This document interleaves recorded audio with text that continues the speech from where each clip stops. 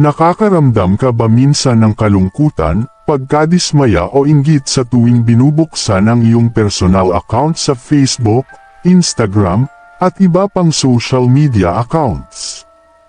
Hindi ka nag-iisa. Alam mo rin bang maaari ring nararanasan ito ng iyong anak sa kanyang paggamit ng social media? Ang mga masamang epekto ng social media sa mental health at mga paraan upang maprotektahan ang mental health. Lumabas sa isang pag-aaral mula sa Journal of Social and Clinical Psychology na nakakaapekto sa mental health ng mga tao ang masamang epekto ng social media.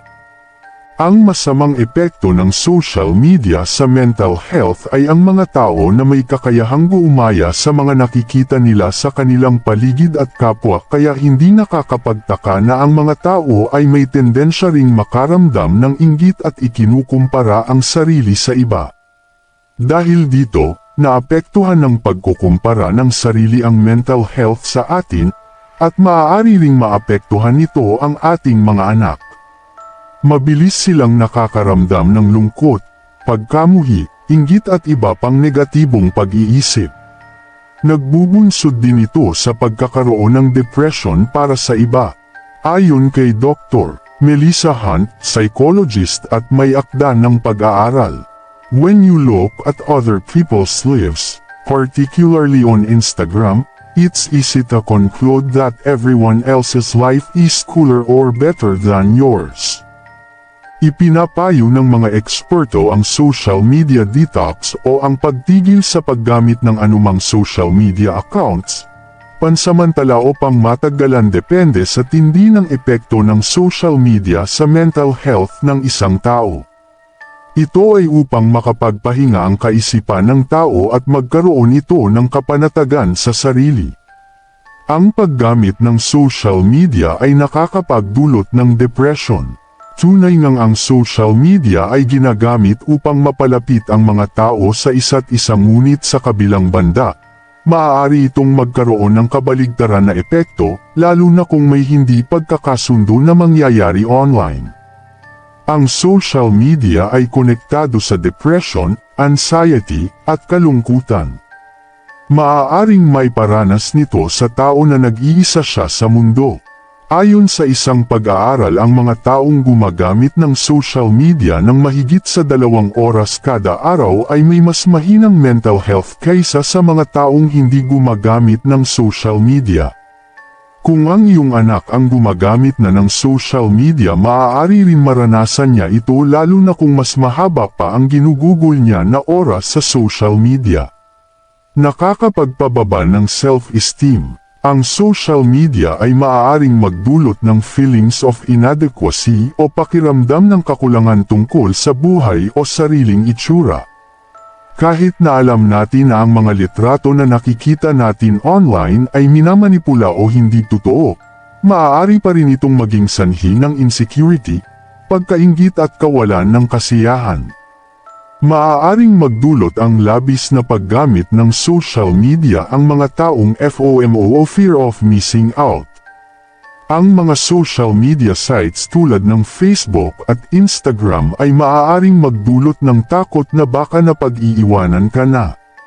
Itinatak nito sa isipan ng tao na ang iba ay mas namumuhay ng masagana kaysa sa buhay na mayroon ka ngayon. Sanhi rin ang social media ng self-centeredness o self-engravings. Ang pagpo-post o pagbabahagi ng selfie at mga iniisip sa social media ay maaaring magresulta sa self-centeredness. Madalas nabubuhos dito ang atensyon ng isang tao imbis na makihalubilo sa mga kaibigan o kapamilya. Ang pagnanais na magkaroon ng magandang impresyon sa ibang tao ay maaaring magdulot ng mga negatibong epekto, lalo na kung ang validation na iyong hinihingi mula sa iba ay hindi natatanggap. Ito ay posibleng magresulta sa pagdududa sa sariling kakayahan o pagkamuhi sa sarili. Ang paggamit ng social media ay maaaring maglayo sa iyo sa mga mahal mo sa buhay. Ang sobrang paggamit ng social media ay maaaring maglayo sa iyo sa realidad. Imbis na magkaroon ng bonding time kasama ang pamilya ay mas nauubos ang iyong oras sa social media. Kapag nagtuloy-tuloy maaari itong magresulta sa pakiramdam ng pag-iisa. Nababawasan din nito ang kakayahan na mag-focus ng isang tao. Maaaring ginagamit ang social media bilang hindi malusog na paraan sa pagharap sa mga problema. Marami sa mga tao ngayon ay ginagamit ang social media upang malibang at maiwasan ang mga intindihin. Ang iba naman ay ibinubuhos ang kanilang emosyon habang ginagamit ito, halimbawa na lamang ang pagpo-post ng nararamdaman. May mga pagkakataon pa na kapag problemado ang isang tao ay makakakita siya ng mga post na mas lalong magpapalala ng kanyang nararamdaman. Kaya naman minsan imbis na makatulong ay mas napapalala pa ng paggamit ng social media ang sitwasyon. Hindi maikakailang pinaliit na ng internet at social media ang mundo. Saan man naroroon ang mga tao, makakahanap sila ng suporta pagdating sa mga bagay na mahalaga sa kanila. Bilang isang individual tungkulin mong maging responsable sa paggamit ng internet at magkontrol ng ating sarili sa kapahamakang taglay nito.